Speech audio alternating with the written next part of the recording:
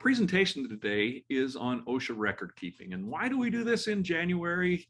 Every year, this is a tradition that we have here, that we will talk about OSHA record keeping because we have a reporting requirement coming up. It's the 1st of February. I said reporting. We have a posting requirement coming up. We have to post our 300A summary and in our facilities, and so that's coming up. Now, this is something we should be doing all year long. We should be tracking our OSHA recordable injuries and illnesses, putting those on our 300 logs and keeping up with that. But this is a good time of year because most of us are maybe scrambling right now to ensure that everything is up to date. And we're filling out our 300-day summaries so we can post that up here in the next couple of weeks to get so we meet that compliance obligation. So that's really why we talk about this. It's a compliance obligation. We want to meet the requirements from this, and at the same time, hopefully we're going to learn something about the type of illnesses and injuries that we're having in our workplace that will help us to prevent those in the future. So let's not just look at this completely as a compliance obligation, even though that's really what's driving it is a federal requirement to do this. I wanted to start out with some definitions and the difference between Utah Occupational Safety and Health and federal OSHA. Yesterday we had Evelyn Partner on. She's from Utah Occupational Safety and Health, and they run the OSHA program for the state of Utah. States have their 26 states that have their own OSHA programs that they run for their state, and Utah is one of those. And in Utah, it's called Utah Occupational Safety and Health, or UOSH. Now, I will probably slip up 6 or 8 times in here and call it Utah OSHA. Just want to get this out there to start with. There's a difference. There's federal OSHA.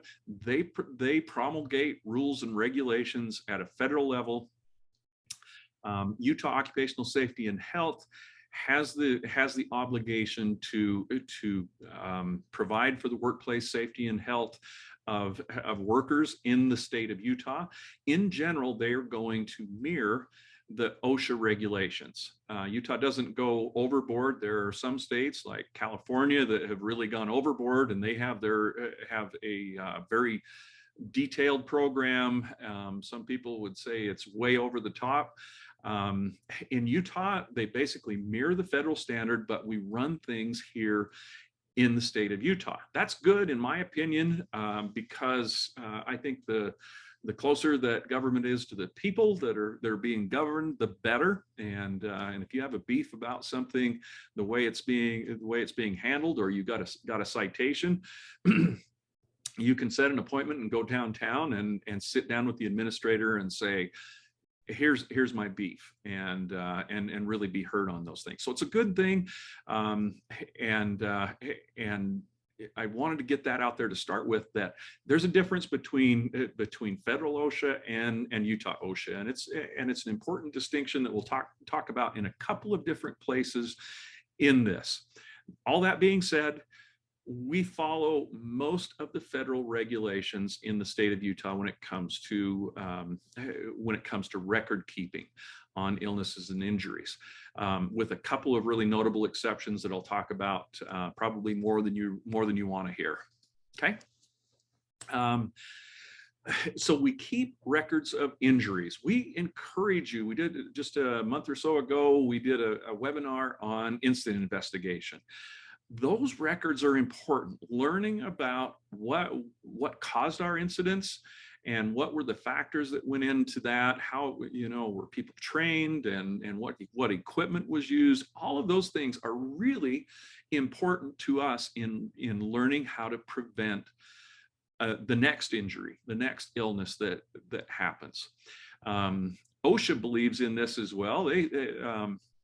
This was a former Assistant Secretary for the Department of Labor for OSHA said this. He says, accurate records are not simply paperwork, but have an important and in fact life-saving purpose. I agree with that. I think our records are important to helping us prevent injury, and prevent death in the future. So as we look at this, let's look at it maybe as a little more than just a compliance obligation of what we have to do. All right. So OSHA record keeping standards are found in 29 CFR 1904. And why do I put that on there? I encourage you to go and actually read the standard. I'm going to try to do the best I can to explain this requirement and all the ins and outs of it. But what I found through my career is I always like to go back to the original text and what is required of this standard. You know, you can listen to the guy on the webinar or other people out there, oh, it's this way or that way, and I'll do my best to be as accurate as I can. But I always encourage you to go to the standard itself. So you can go online, type in 29 CFR 1904 and look for that result on your Google results that comes from OSHA.gov, and that's going to take you right there. I will be referring to forms in here. These are the OSHA forms 300, 301, and 300A. I sent those out to everybody who had signed up by close of business last night. I sent out an email to everybody with those forms. So you should have those available. There's one that's in a PDF form. There's one that's in a Microsoft Excel format.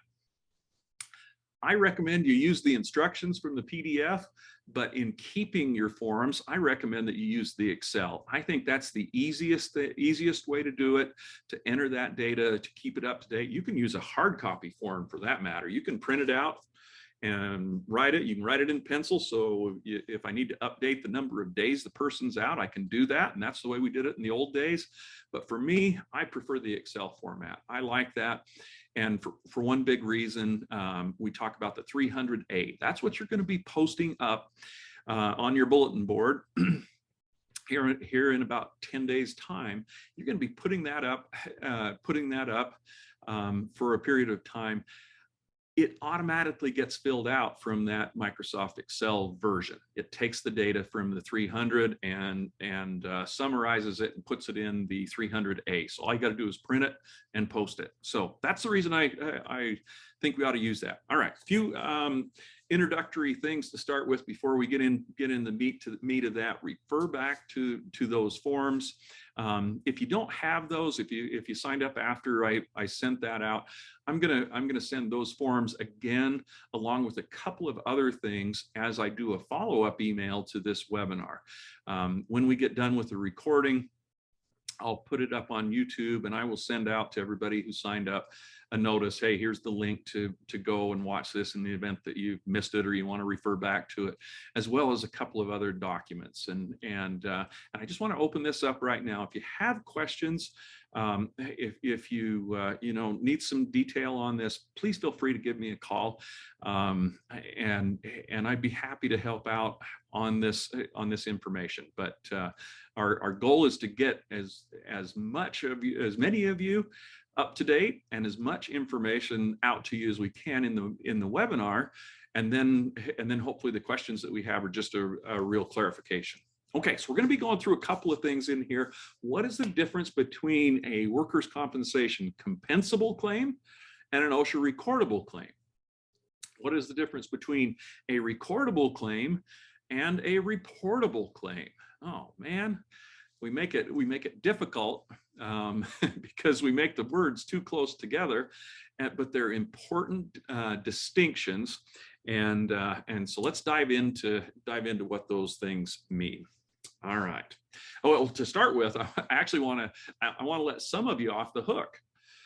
Some of you here may not be required to do this OSHA record keeping. You may be exempt. So here's one first exemption. If you have fewer than 10 full-time equivalent employees, you're off the hook. You don't have to do it. Now, what do we mean by 10 full-time equivalent employees? If I have 5 employees, but they work tons of overtime, they're working double time all the time, I could have equivalent of 10 full-time employees. So it's within the calendar year. So we want to look at that and say, and as I've talked to UOSH folks here, they say it's 11. If you've got 11 employees, that's when it applies. But if you're one of these really small organizations, and all we have is we've got a couple of people that work in the office and a couple of public works folks, you're probably exempt from that requirement. Okay. But you may still have to respond. Well, no, you still have to respond if you have a fatality. You have to report those, and if you receive a survey from the Bureau of Labor Statistics, you'll get that periodically. They'll send you out a warning. We're gonna be asking you for this data, so you need to make sure that you've got it available. You are obligated by law to respond to those things. Okay. So when we look at that, who counts as an employee? Which people would be an employee? Full-time and part-time employees are there. Now, volunteers can qualify as an employee under state definitions. And so some of you out there may be a town that has, maybe like I defined there, we've got 2 or 3 people that work in the office, a couple of public works employees, but we got like 8 or 9, but we have a volunteer fire department, and we've got 25 people in there that volunteer for us. Those type of people would fall into that definition of employees, even though they're technically a volunteer. So we got to account for that as well. Contractors don't fall into, we don't have to count them. We don't have to do their record keeping for volunteers, or excuse me, for contractors. If we hire a company to come in and do, install the new sewer system or something like that, we don't worry about them. They take care of their own record keeping. However, temporary employees may be counted as an employee. We may have to do their record keeping for them. Okay, so what do I mean by that? Well, it comes down to a definition of who supervises that employee. Temp employees are nice because the temp company owns the employee, quote unquote. They're on the books. They are their employee, and they pay for the workers' compensation insurance, and they pay for claim, or they cover the claims when those happen. However, if we are doing the day-to-day supervision of a temp employee, the temp agency is not directing them what to do. All they do is say, show up at the county, show up at the city, show up at the district, and they'll tell you what to do. If you're doing the day-to-day supervision of those temp employees, count them. They're in there, and we also have to track any injuries and illnesses that they have. This is a little true up on this subject due to some OSHA guidance that came out on it, and so I want to make sure that everybody got that. Some industries are exempt or partially exempt from this requirement as well. For example, the trust would be exempt because we would fall under an NAICS, which is a code for industrial classifications. We would fall under insurance, and so we would have an exemption from doing this OSHA record keeping. How do I know whether I'm exempt or not? Take a look at your operations and say, what do you do? What is the product that you produce? What is it that I'm doing? If you look more like an office than you do a shop or a manufacturing plant or something like that, then you may have an exemption there. However, if we take that example of a city where I have, I've got a dozen office workers and I've got 6 public works employees, still the work that you're doing doesn't fall into that category of being exempt. We've got people out in the street doing work. They're working on the sewer, they're working on the water pipes, whatever it may be, and so you would not have that exemption. So if you think you may be there, give me a call and we can walk through that stuff. Okay, so let's talk about OSHA recordable claims versus workers' compensation claims. They may or may not be the same thing. So a workers' comp claim isn't always OSHA recordable. What do I mean by that? Well, let's say I have somebody I hit my hand with a hammer. And it's like, ow, that hurt, that really hurt. It hurt really bad. I want to make sure whether I have a broken bone. And so I go to the doctor, and they do an X-ray, and they say, well, there's no broken bones. Just put some ice on it, and you'll be all right. Get back to work. That would be a situation where we would have a workers' compensation claim because there's medical cost that goes along with it, but it was not something that required medical treatment. So there can be cases where there's a work comp claim that is not OSHA recordable. Could it be the other way around, where we have an OSHA recordable case that is not a workers' compensation claim? Yeah, that could happen as well. So if you call up and you say, hey, Jason, I'm kind of under the gun here. Can you help? Can you give me a list of all of our workers' comp claims that we've had for 2021?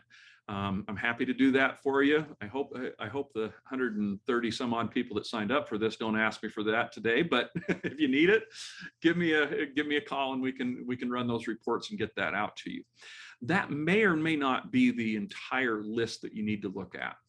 In most cases, it probably will be, but there could be things out there that we don't ever hear about. If you don't make a workers' compensation claim for the medical cost of that, then we're not going to know about it. So I just want to make that clear. There could be some other things that we never see. You never send us a claim on it, that may fall into the list.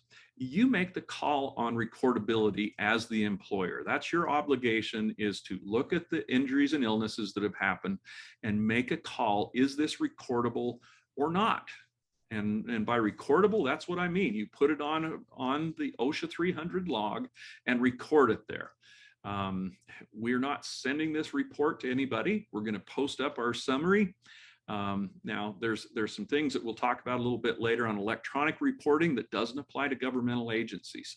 But for us as governmental entities, we're not sending it anywhere. We're recording it, and we're going to keep that. I need to keep these reports, or these logs, the 300 logs, for 5 years. I've got to have copies of 5 years on file. So if OSHA shows up and they want to do a wall-to-wall inspection, they'll say, let's see your OSHA 300 log. And they're going to see, did we record everything that we should have on there?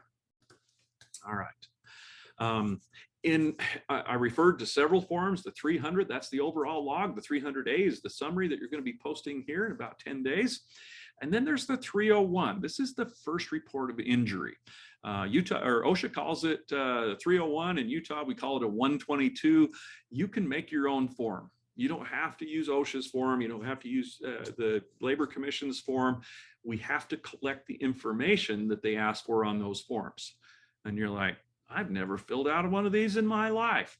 Well, if you submit a workers' compensation claim to the trust, the adjuster is going to ask you all of the questions on the first report of injury, and they're going to gather that information. So we get that. This information, the Form 3 or 122, needs to go to the Labor Commission within 7 calendar days after the injury happens, after you know that the injury has happened. And if some of you are panicking right now saying, I haven't done that, well, we do that for you. So when you call in a workers' compensation claim, that's an automatic thing. We take the information, we submit the form to the Labor Commission for you. That is if it is a workers' compensation claim. So we have to be a little careful out there that if there's something that doesn't become a work comp claim, then you would be under obligation to submit that form if it's one of those OSHA recordables. Okay. And just kind of a true up on this, the doctors also submit their own version of the form. There's a 121 and a 122. The 121 is the doctor's form. They submit that to the Labor Commission for any, if you've ever gone to the doctor, you go to the emergency room, they ask you, is this a work-related injury that's happened? Why do they ask that? Well, for this reason right here. They have to report it to the Labor Commission if it's work related. If OSHA comes out to do a wall-to-wall inspection on your facility, they're going to do their homework ahead of time and see how many 121 forms have been submitted by doctors for your organization. And then they're going to look at your OSHA 300 log and see, do they match up? Now, they're not always going to match up, because sometimes people will go in and, yeah, this happened at work, even though it may not apply. So some of that can happen, but they're going to look at that and say, is the organization being honest in reporting all of their work-related cases on their 300 log, recording all of those? Okay. All right, Mike, I've been blasting a lot of stuff out. Do we have any questions so far? Yeah, there was a quick question. Brett mentioned they had an incident that workers' comp denied, and because they tried them first, coincidentally, PEHP then denied the claim as well. So employee ended up being responsible. Is this recordable or not, if he was denied by both? So here's the deal on recordability. Was it an incident that was the illness or injury a cause from a work-related? Did it arise in the course and scope of doing their work? So if we denied the claim, it never happened at the workplace. You know, the employee went in and said, hey, this injury happened at work, but we find that it was fraudulent, that they said this happened and it didn't. You don't have to record that. You know, if we can show that it was not a work-related claim, we don't have to record that. Okay, I hope that answers the question there. There was one more question real quick. Your 300A log, does it just have to be in the office, or are there other places that have to be posted? Good question, and one I'm going to get to eventually, but let's hit it right now. It needs to be posted in a public area, not public to the general public, but public to your employees. It needs to be accessible. Most people will post this on a bulletin board outside the break room or in the break room. Most of you have a place where your labor law posters are. You'll see that, you know, you have all of those different required postings. Most people will post it right there. And it needs to be done by establishment. And I'm jumping ahead just a little bit, but for each establishment that we have, that's not your company, you know, the city or the county or the district. It's every distinct establishment, every distinct place of business. So let me give you a quick example on that. If I have, if I have a city, for example, I have City Hall is this building here, and on the other side of the town, we have the Public Works Shop. Those are two distinct establishments. And so we need to keep a distinct 300 log for each of those establishments. So you may have one. Now, let me finish that thought before I go on to the next. You need to have one for each distinct establishment. So you're going to post a 300A summary for the Public Workshop and for City Hall. And some of you out there right now are going, well, I've got dozens of distinct establishments where we have people work. What's my response to that? I'm sorry. It's a bummer, but that's how it's written. So if I have a distinct establishment, I got two people that work out in a remote place, I need to have a log for them, for that establishment, and I'm going to have a log for this other establishment. Now, the direction I started to go, let's say you work and you have a common campus. Let's say I'm in a city, but we have the city block, and I've got a Public Workshop, and I've got City Hall, and I've got a library, and I've got a few other buildings there. It's a campus. And everybody comes in, there's a common area that employees use. There's a break room or something like that where people come in, and it's a common area for all employees there. I could probably call that one establishment. That being said, even if I'm on the same block, if the Public Workshop has its own distinct area, and those public works employees never come into City Hall. There's not a common area that they can use. I'm probably going to be doing a 300 log for that individual building, even though it's kind of on campus there. I hope that clears that up. Were any more questions, Mike? He's like, where's that mute button? Trying to get off mute, geez. Yeah, just a couple more. Does 300A need to be physically posted, or a company shared Google Drive suffice? Physical posting. I would, you may want to couple that, in today's world where we have remotely working employees that are out there, you might consider sending that out. This is a compliance obligation. If you do a physical posting, that will suffice. Put that in that common area and go from there. If you feel, hey, I want to make sure everybody understands what we have, that's up to you. But the obligation is a physical posting. Put it on a bulletin board. Good question. Did you say there was another one? Yeah, there's a couple more. Employee walking through the parking lot on their way to work in the morning slips on ice. Is this considered work related? We'll get to that one. Okay. COVID cases. Do you need to report COVID cases to OSHA? We'll get to that one too. I assumed we would have some of those questions, so we'll dive into those. We'll move along. Right. Here's a picture of the 301.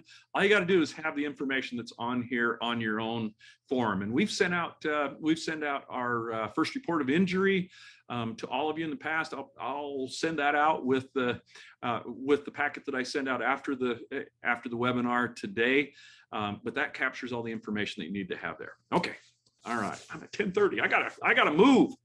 Recordable versus reportable. So what's the difference between those two? A recordable injury goes on your 300 log. It meets the definition, and I have to put it on the log. A reportable injury needs to be reported via phone to UOSH, Utah Occupational Safety and Health.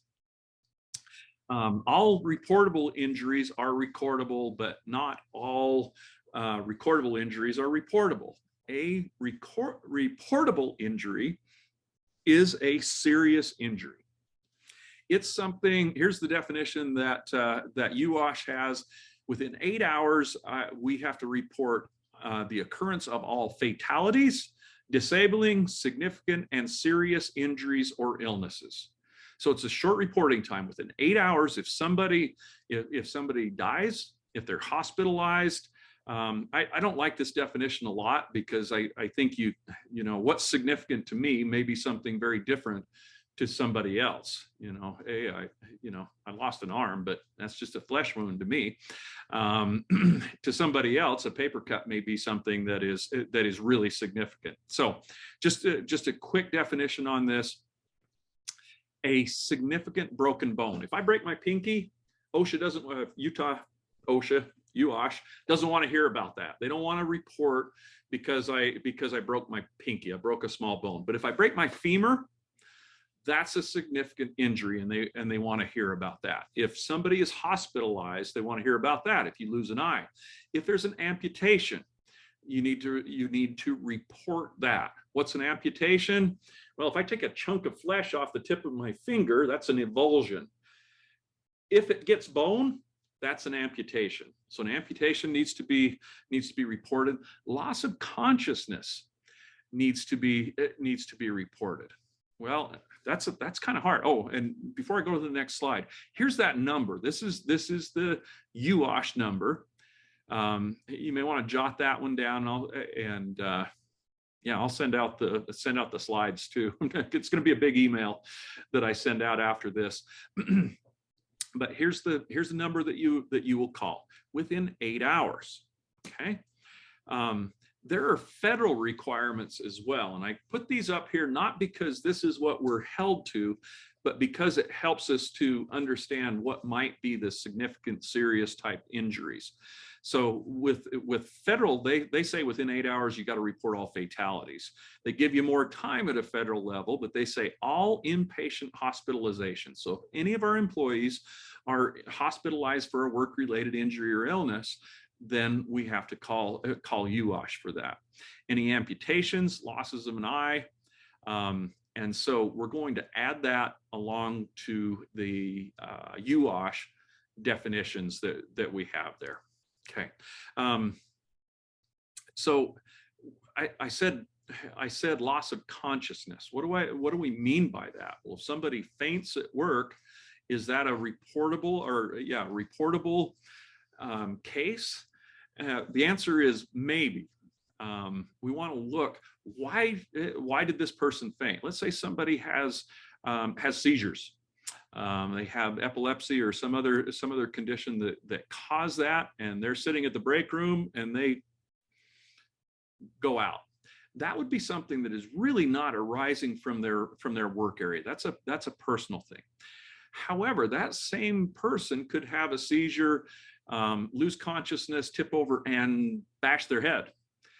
That would probably I hate being wishy-washy on that. That would be a reportable under this situation. So I'm going to report that to UOSH. All right, there'll probably be some more questions that come on that one, but I got to keep moving along here. Couple of or just one important new requirement that's come into effect during the last few years, and that's electronic reporting of our OSHA 301 data and the 300 information. I just want to let you off the hook on this, because a lot of you may, you're getting some mailings or emails. Hey, it's almost time to make sure all of this is up to date. You've got to report this to federal OSHA.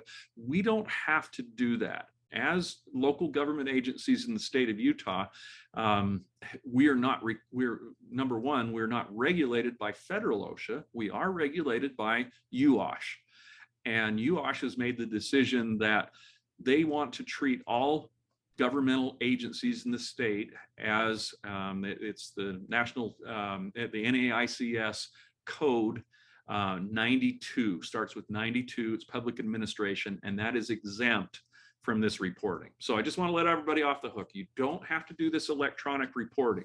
This would be a lot bigger presentation if we had to do that as public agencies, but we're off the hook when it comes to this. So don't worry about that. We just have to record these cases on our 300 log. Okay. And that was actually a big battle on the electronic reporting with UOSH. They did not want to require it because they actually get all that information. I told you about the 121 form and the 122 forms. We have to report those to the Labor Commission. And so they already have the data. They're like, we don't need another level. We don't need to make our businesses do extra work because we already have the data. We know what it is, and they've been using it for a long time. But federal OSHA put their foot down and said, you have to do this. So for private agencies, they absolutely have to. We're off the hook as a governmental agency. Okay. And there's always a good point when we talk about posting up that 300-day summary to plug labor law posting requirements. If you go to this website, it's Labor Commission, you can just look for Utah Labor Commission and go to the UOSH page in there, and they have an area that has all of the required posters that you need to have in your workplace. And so as you're hauling your 300-day summary to post it up, this is a good time to check and see if they're all up to date. And actually some of those have a QR code on them now. So you can scan that with your phone and it'll pop up and tell you whether it's current or not. But you can go to this page, one page, and print all of those up. It's nice to have the big sheet where everything's in one, but that costs money. So you can just go ahead and go to this website, print them up, and stick them on the bulletin board. All right. So recordable injuries, we've got to make the decision. Is it recordable or is it not? We're going to go through some steps. And this is a chart that OSHA gives us. It says, did the employee experience an injury and illness? Well, of course it is. That's why we're asking these questions. And is the injury or illness work related? Now, sometimes there's some nuance in that, but many times it's pretty easy. Yeah, the guy was out, he was out putting a screw into something and the screwdriver slipped and he stabbed his hand. Yeah, it's a work-related injury. Is the injury or illness a new case? Meaning, did it just happen? Or is it something that happened a while ago and they re-aggravated it? And if it's a new case, then we're gonna move on. If it's not a new case, it's one that happened a year ago. He'd hurt his back before, and now he's re-aggravated that. We're gonna go back to the original 300 log where this case was recorded, and we'll update it.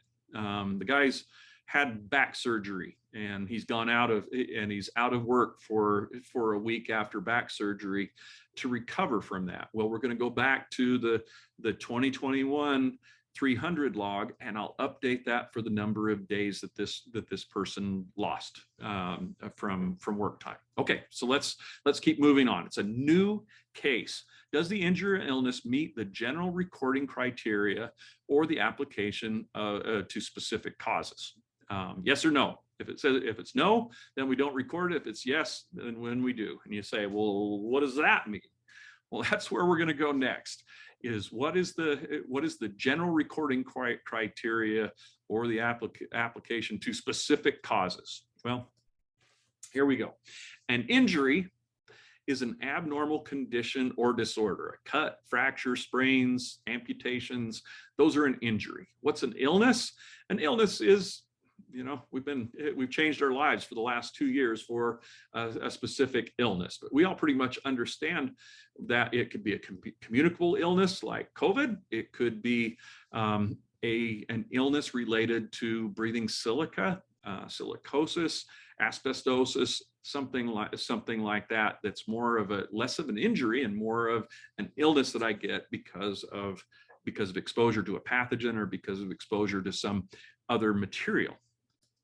All right, we'll move on here.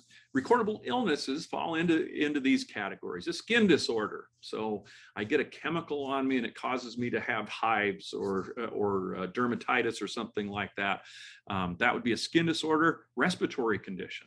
Okay, black lung, silicosis, even COVID. Okay, poisoning. Hearing loss and others. There's some specifics on there. If you come in contact in a work-related capacity with tuberculosis and you contract tuberculosis, that's a recordable case. Not all of these will be, because they've got to be work-related.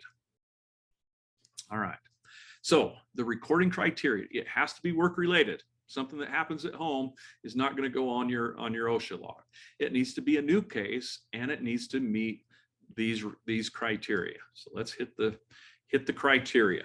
A case is presumed work-related if and only if an event or exposure in the work environment is a discernible cause of the injury or illness or of a significant aggravation or to a pre-existing condition. So we're getting close to that question about what if they're coming into work? If somebody's involved in an auto accident on the way to work, that is not a recordable case. However, once they get to the parking lot, I would always lean towards recording those cases. They slip and fall in the parking lot. It's deemed to be a workers' compensation case that is compensable. That means that we will pay for the medical from that. I would probably lean to recording that case. Now, there's kind of a fine line there, but I would look at that. If they're on site for work, I would probably record those cases. Okay. All right. So here's some exemptions. If you're not working, so let's say I'm on a business trip and I'm staying at a hotel and I go down to the swimming pool and I slip and fall and crack my head open on this pool deck. That's not a work-related case that I'm going to record on my 300 log. Personal errands that I'm doing, if going to a store or something like that. Recreation or fitness don't fall into that category as well. Eating, drinking, or preparing food. So if I'm at lunch and I cut my finger with a knife while I'm preparing my food, that's not a recordable case. Grooming or personal medications. If I injure myself with my medications, if I'm putting my mascara on and I slip and poke my eye, that's not a recordable case because it's a personal thing. Motor vehicle accident in the parking lot or on the commute are not recordable cases. Cold and flu. Now this one's an interesting one because COVID's got us a little closer to this one. This has always been, hey, if somebody gets the flu from a coworker, even though it happens at work, that is not a recordable case. We changed that as OSHA addressed COVID. And COVID cases that are part of a workplace exposure are recordable cases, but the common cold and the flu are not. And I know that's a little messy, but it is what it is. There's a lot of messy things in the last year. Mental illness also falls into this as being not work related. All right, so here's the question on COVID. Some of you out there are, whoa, what? We have to record COVID cases? A COVID case is recordable if and only if it arises within 30 days of a workplace exposure. Well, what does that mean? Well, so if I have a one-off case, all of a sudden Joe in the next cubicle over has COVID and he's out, and nobody else comes down with it, that is probably an isolated case. There's no workplace exposure that's happened to that. Now, if let's say an entire department gets COVID and they get sick and they're hospitalized, okay, then that is something that would be a recordable case. COVID cases are reportable if the recordable case, it's a recordable case, so it has to be from a workplace exposure. So you're going to have to do some work on that, right? You're going to have to figure out, was there an exposure within 30 days that led to this case? I know you're not epidemiologists, and neither am I, but it's something that we can use our best judgment. And I would do some documentation on that. I'm sure you have plenty of documentation if you're in the HR world about how we're dealing with those cases. Okay, it can be reportable. We have to call in, report it if it's a recordable case and the employee dies or is hospitalized. Then it becomes a reportable case under OSHA. Oh, here's an interesting one as well. OSHA came out and said on this, you're going to have to record work-related COVID cases, but if there's an adverse reaction to a COVID vaccination, those are not recordable cases. Okay. All right. I'm sure there'll probably be some questions around those. So recordable injuries. We start with death. That's pretty obvious that that's going to be recorded. If they have an injury that's bad enough that they have days away from work, that will be recordable. If they have restricted work activity, the doctor sends back a return to work slip that says one-handed work only, sitting only, something like that restricts their ability to do work, then that is a recordable case. If there's a job transfer associated with it, they can't do their job because of the injury or illness that they've had, and so we're transferring them to a different department or different job in their work area to accommodate this, that becomes a recordable case. If they have a loss of consciousness, and I put on there, this is more something that is work related, right? Or if they have a loss of consciousness and it results in an injury, that would put them into the recordable realm. A significant illness or injury, we talked about that, or medical treatment beyond first aid. And this is the big one. This is where we have to start making decisions back and forth. Those other significant injuries, death, that's easy, right? We're putting those on our 300 log. So what is medical treatment? It is the management and care of a patient to combat disease or disorder. Just because somebody goes to a doctor doesn't necessarily mean it's medical treatment. And I know this is messy. And I'll apologize for that, but it ain't my fault. It's the regulation that we have, and we have to make decisions about this. So what's first aid? Well, the answer to that from OSHA is they don't give us a definition. They gave us a definition of medical treatment. They just gave us examples. So we're going to go through what is first aid and what isn't. Here's first aid. Giving a non-prescription medication at non-prescription dose is first aid. So if the doc says, you know, you've had this strain here, just take over-the-counter ibuprofen, as it says on the bottle. That is first aid. That is not a recordable case if they do that. However, if the doc gives a prescription for ibuprofen 800s, that's prescription strength, that automatically becomes a recordable case. And you know, we hope you're going to talk with your doctors out there and say, hey, you know, don't be giving, and we're not going to give medical advice to our doctors, but hey, doc, realize that this makes it a recordable case if you give ibuprofen 800s. Is it really that important that they have prescription strength? If the doc even says, puts on the paperwork, take ibuprofen at 800 milligrams, but doesn't give a script, that's still going to make this a recordable case. If they say it's prescription at prescription dose, then we're going to have to record it. Okay. Oh, and on that, to clarify, even if the employee doesn't fill the prescription, doesn't take it, they just take ibuprofen out of the first aid kit and use that, or from ibuprofen from home, it still becomes a recordable case because the doc gave the prescription. Okay. All right. Is drilling a fingernail first aid? And the answer is yes. And when I talk about drilling, most of the time that is done with a hot wire where it just kind of melts a hole through the fingernail. Sounds terrible, but it's one of the best reliefs you'll ever have in your life. If you smash your finger and it's got that blood under the nail and it puts lots of pressure, hurts like crazy. When they release that, you'll just go, oh, that feels so much better. I wouldn't use a drill bit on that. That's a pretty risky way to do it. Use that hot wire, but that's first aid.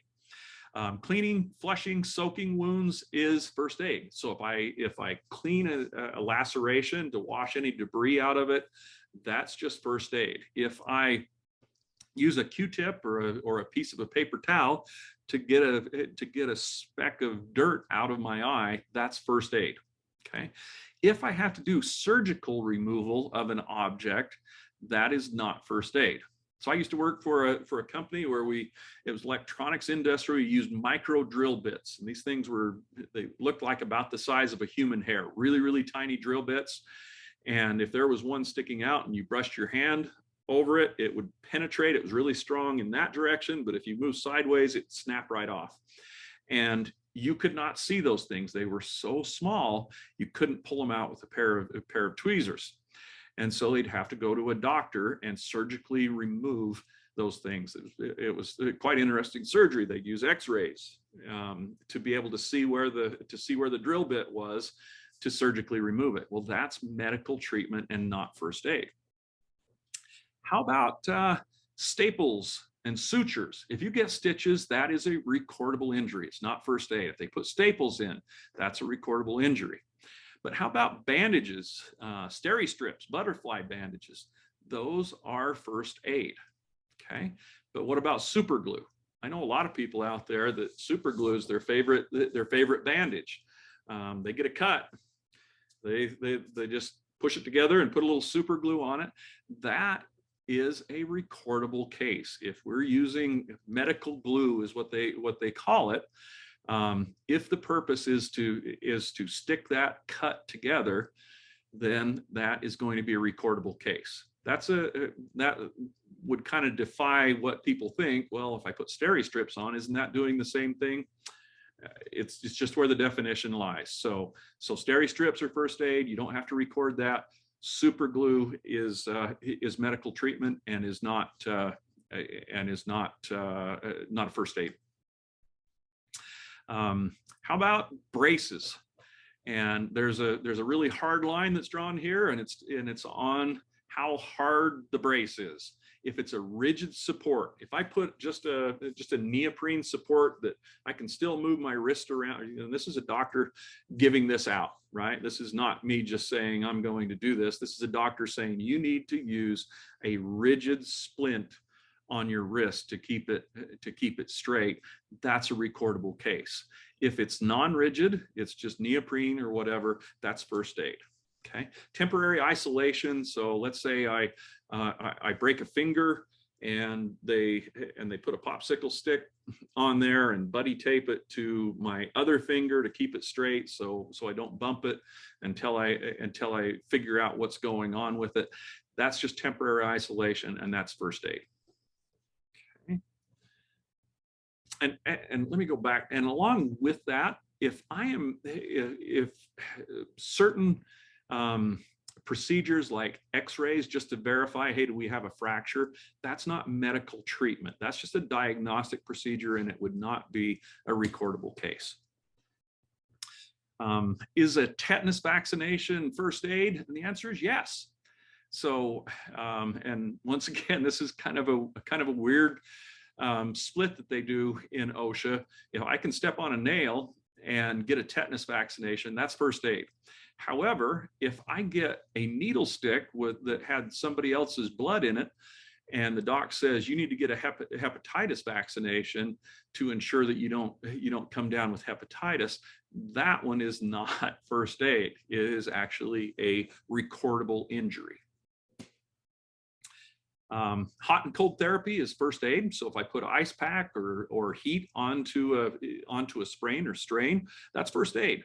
But if I send somebody to physical therapy or a chiropractic visit, that is a recordable. If they're doing any physical manipulation. Now, if a physical therapist just says, you know, put some ice on it, and you may want to do this type of a stretch or something like that, then it may not be. But generally, physical therapy, chiropractic work is a recordable claim. Therapeutic massages would make it are first aid and would not make it a recordable claim. Okay, needle sticks. Any needle stick where people are exposed to blood or other potentially infectious material is a recordable case. I need to put all of those on my 300 log. That being said, if I work at a hypodermic needle factory and I poke myself with a brand new clean needle, I don't have to record that one unless I have to go for further medical care with that. Just a needle stick with a clean needle is not a recordable thing. But if there's blood or other potentially infectious material on it, a used needle, then I have to. Okay, so now we know what needs to be recorded. Let's talk about how to record the cases. And I know we're going to have some questions. Mike, do we have a list there? Would this be a good time to take a couple of those? Actually, okay. Oh, good. All right. Everybody rolled their eyes and said, wow, that was a lot of stuff, Jason. How do I keep track of all that? All right. So now we know what has to be recorded. How do we record a case? We go into our 300 log, okay? And these recordables need to be recorded within seven calendar days of knowledge that the injury occurred. Sometimes these happen, hey, you know, I hurt my back a couple of months ago, and I came in and told you about it, but now I need to go to the doctor and they get medical care for that. Well, once I know, then the clock's ticking. I need to put that on my 300 log. If you have the responsibility of keeping the 300 log, I would put a standard alert on my calendar. So every Friday or every Monday, whatever day you pick, you go in and you update the cases. You may or may not have a lot of cases on there, but just make that a standard thing. And hey, there's no updates, or hey, it's 2022 and we've gone a couple of weeks now and we don't have any cases in 2022. That's great. Check the box and move on. But when you've got them there, we want to update those. We want to get them on the list within 7 days and update everything else as time goes on. So as the claim or the case matures, we're going to update that. I'm going to send you well, I'm going to wait just a second on that. We want to maintain those logs for at least 5 years, keep those on site, and OSHA can show up and they can request to see these, and you have to provide those. So you want to make sure they're up to date. And if they're not up to date, they'll probably give you a citation and say you should have had these up to date. Okay. They can either be electronic or hard copy. Like I said, I prefer electronic because it's just a lot easier to update them. And you could do it, you know, you don't have to physically be in the room where the hard copy log is. I could, you know, wake up on a Saturday morning and go, oh, I forgot to do that. And just pull it up on my phone and update the log. This is what it looks like, and I know it's probably hard to see where you're at, so we'll zoom in a little bit on the different sections. Now, there's information about your organization. You have to fill all of that out. I think you can figure that out. But let's talk about a case. The first column there talks about a case number, and you say, well, what do I put down? That's your decision. You could put the OSHA or put the workers' compensation claim number on there, but for me, my preference is to put on just a number. I would always use the last 2 digits of the year. So for this year, it'd be 22 dash, and I would put 01, or if you have a lot of claims, 001, and then 2202. 2203, and those would be the case number. It needs to be unique to that case. Okay. We put the employee's name, their job title, the date of injury or onset of illness. And so if it's the onset of illness, it's when we know it occurred, when we knew it happened. If it's an injury, that's pretty easy. This is the day that I sliced my finger. Where did it happen? Okay, so we give a description here, and they give us examples: loading dock, north end. Okay, and then describe the injury or illness, parts of body affected, and the object or substance that directly injured or made the person ill. Okay, so an example there: 2nd-degree burns on right forearm from acetylene torch. So what tells the story of what happened in this instance? So ask about that. I would always put in there, is it the right hand or the left hand? Always put that much data in there. I burned my right, or the employee burned their right hand on an acetylene torch. Okay.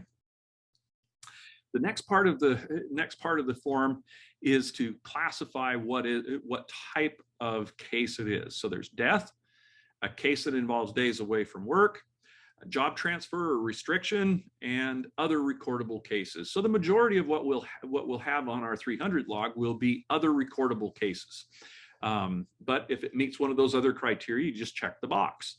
Then it asks how many days away from work and how many days were they on job transfer or restricted duty. And we're going to be tracking all of those. And these are calendar days from the day that they go off work or the day that they go on restriction. We're not going to count, well, they weren't scheduled on this shift or that. It will be done based on calendar days. How long do I have to do that? Up to 180 days.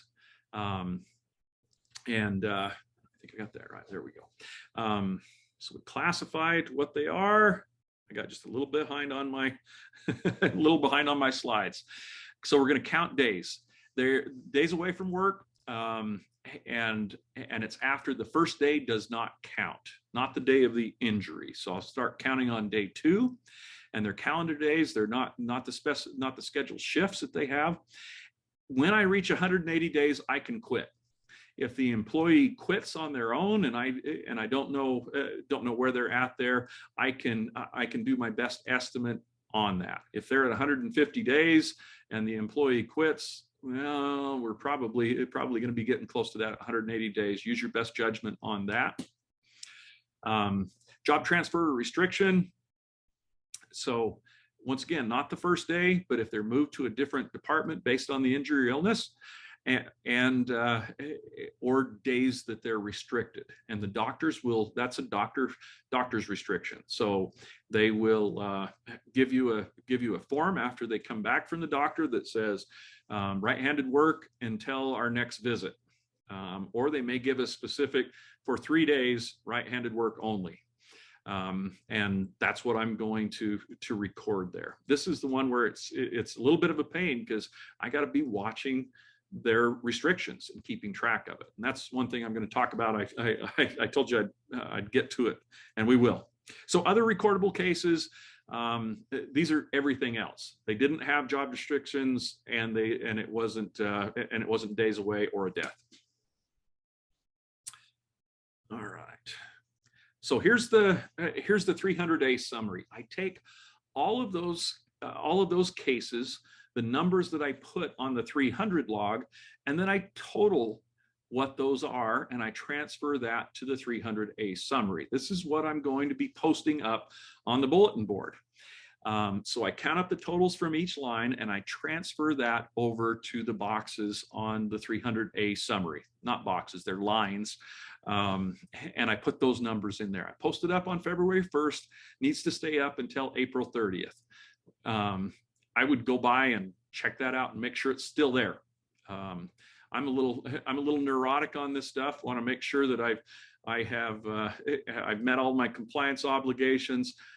For me, I post the thing and I take a picture of it with my phone so I can say, here on February 1st, it's there. Needs to be in a public location. We don't post any personal information. So this 300A is what we don't post the 300, just the 300A. And so it doesn't have any personal information. It's just the summary. Here's the number of injuries, the number of deaths that we had. We hope that one always stays 0. And employees can go and look at that, but they're not going to get any personal information from it.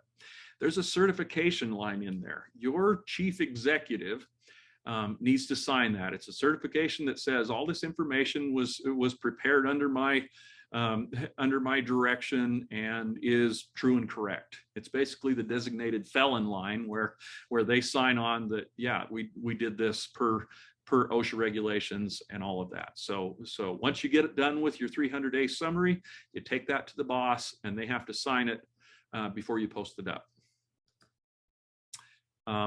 On this 300-day summary, there is the establishment information on the right-hand side. And so for each establishment, like we talked before, whether it's the public workshop that's across town, it's City Hall that's here, each establishment will have their own summary. And in here, there are a few things it's asking about the standard industrial classification code. Like I said, Utah OSHA looks at every governmental agency as being in NAICS 92. And so what you could put on there is 9200. That would be the code. If you know your SIC code, you could put that number in as well. But where we go with where we have UOSH, that is the regulatory agency, they've made that determination. I just go with that. Put 9200 under the NAICS there. You only have to use one of those. And then it will ask you the annual average number of employees and the total hours worked. Why do they want that? Well, they want that because we can figure out your OSHA recordable injury rate from that. And we can see how do you compare to others in the same types of industries. Okay. Oh, I had a better slide for that one. We total all those numbers. I got to cruise here because I told you I was going to go past an hour. I gave you that in the description of the webinar. So we summarize all of those things from the 300 log, put those numbers in there and go. I just want to touch on a couple other things. There are other cases that may be more challenging to classify in this. If you have a work-related hearing loss, give us a call and we'll work you through that one. Medical removal. There are certain OSHA standards like the lead standard where people are legally obligated to be removed from a work area. So if I get lead poisoning or my blood lead level is up to a certain level, I'm legally obligated to be removed. Those need to be recorded, but just talk to us about that. We can help you on that. I really don't think we have anybody that might be in those categories. Tuberculosis is another one of those challenging ones, and we may have health departments or places like that that could occasionally have a case of tuberculosis. We hope not. privacy cases. There are certain cases that that OSHA says don't have to be recorded on your 300 log. We can have a separate privacy case log, and these are cases like cases that involve people's private parts. If somebody contracts HIV/AIDS, hepatitis, something like that, victims of sexual assault in the workplace, mental illness, needle sticks where contaminated blood or other person's blood or materials are exposed, those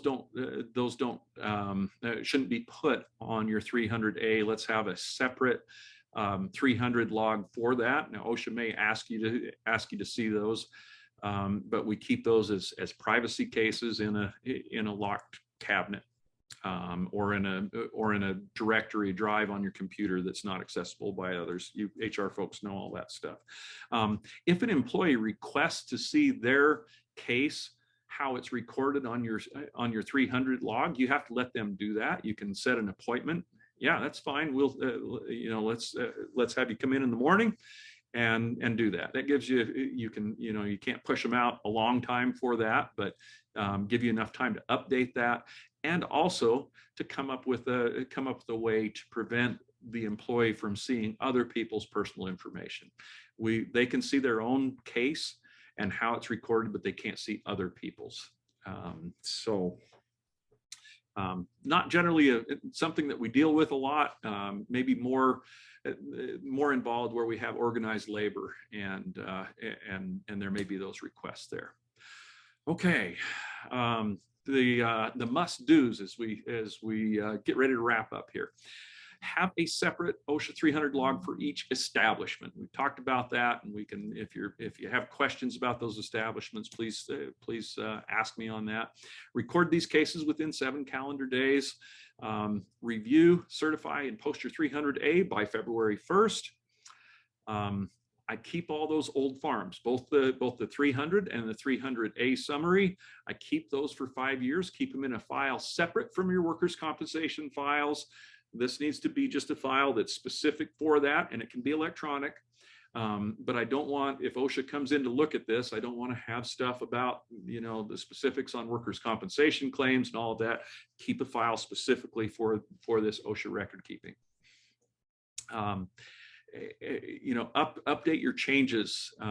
Like I said, I would have a weekly notice that says, update this. And if you don't have any changes, that's great. You can check that off of your to-do list and go on. But otherwise, update those things each week. If somebody's out of work, we're going to add another 7 days to their lost time days when that next week comes up.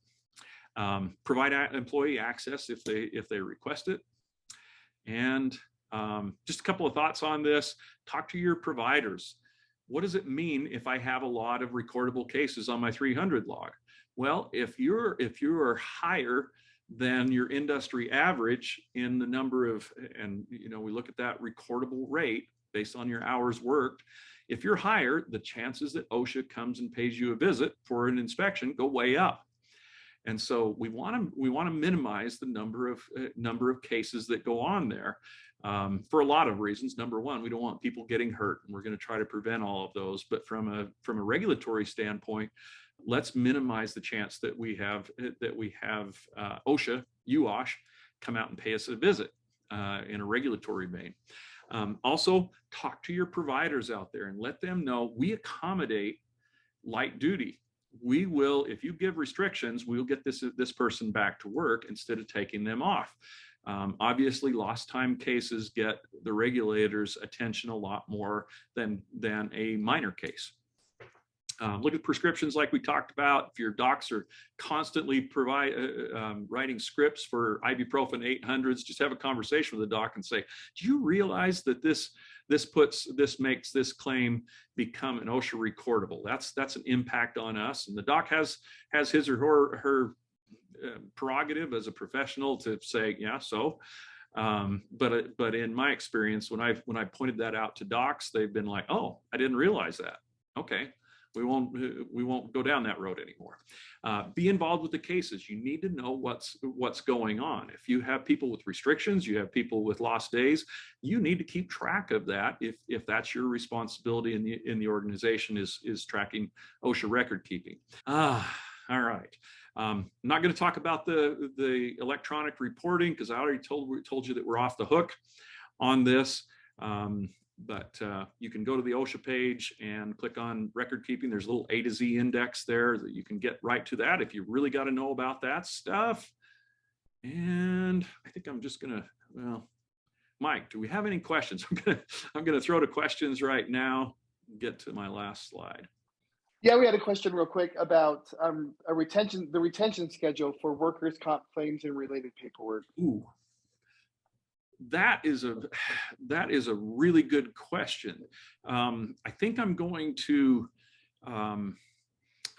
punt on that one and get information from a legal standpoint on that. I'm not. Yeah, top of my mind, I'm not sure on that. So I'm gonna punt for right now. I'm not proud enough to admit when I don't know, and I don't know. But I will talk to legal advice on that and see if there is a legally required retention. But I will point out though, that data never goes away from the carrier, from the trust adjuster standpoint. That stuff's going to be preserved in perpetuity. So that stuff is going to be available and hanging around. But as far as what are you required, what's your retention schedule on site, I'm going to have to punt and ask for some information. But I'll hopefully have time to send it out with the email. Someone in the chat room mentioned 75 years. So 75. Okay, I hope that, and it very well could be. There are some things that are basically the life of the employee and plus 30 years, and so that's why I want to actually ask for some legal advice on that. Keep your forms, update those regularly, stay out of trouble, and you guys can do it. Any other questions, Mike? What about mental stress? Somebody being like assaulted at work. Yeah. So in there, in one of those exemptions that we talked about, mental illness falls into that category, and so would not be a recordable case there. Now, does that mean in every situation there's not? Are there situations when that could be a compensable workers' compensation claim? Maybe. So situations where a police officer is forced to shoot somebody, those potentially could be a workers' compensation compensable claim, but don't fall into the category of being a recordable under OSHA. Other questions? Had a great update from Enoch City about the OSHA 300 log, the annual summary, and the OSHA incident report forms had to be retained by employers for 5 years following the end of the calendar year that the records cover. For the 300 logs, yes. Right. For the retention on those, yeah, it's 5 years legally that we have to keep those. But I think the question was based on workers' compensation claims, and that's the one where I'm a little shady on cloudy on exactly what the retention is on that. Right. And then another question, maybe need some clarification from this person in the chat room. Asked, so is it a running total always, or is it from the last year? Yeah, it's just for that calendar year. So I've got a 300 log for 2021, and that's the one that we're going to summarize for February 1st in the 300A. And I should already have started my log for 2022. Even if there's nothing on it, I fill out, this is my organization, fill out all of the things except for the cases, and it's ready to go. If OSHA comes in and UOSH comes in and does an audit of your facility, you can show them, here it is, it's blank. We've had no injuries or illnesses, but we have it. Okay, anything else? apologize, folks, because I went long. This is just a huge, voluminous subject, and there's a ton of different directions that we can go on it. I know there will be additional questions there. Please feel free to give me a call, send me an email. Be patient. It may be a lot of stuff that I get on this today. So if I don't get back to you in a few minutes, give me a little space on it. Because this is a time of year when we get a massive amount of questions on this. Just dive in and do it. It may seem a little bit overwhelming, but once you start doing it, it's doable and you can kill it. Oh, here's my contact information. The 435 number is my cell number. You want to get a hold of me, and there's my email address right there. So let me know if you have questions, and we appreciate all. Real quick, Jason, just one last question. Yeah. I know you need to put the 300A at each establishment, but it's each different according to the building, or same at each establishment based off total number for entire organization. Oh, for the number of employees and hours worked? The 300A log, is it specific to each establishment? It's specific to the establishment. Building, or is the total number for the entire organization sufficient? It's specific to the establishment, and I know that complicates things even more, but yeah, it's based on the establishment, and that's a really good question. But yeah, specific to that, and so not only is there a 300A, but there's a 300 log as well for each establishment. Okay, folks, thank you so much. I appreciate all the work that you do out there. You're doing wonderful work out there. We appreciate the efforts that you put forward in preventing these injuries, in helping keep your staff safe. That's our goal, is to get everybody home at night in one piece, and help you do your job. Please feel free to give us a call, talk to us about these any questions that you have on this. We're here to help. All right, folks, everybody go out and have a safe day.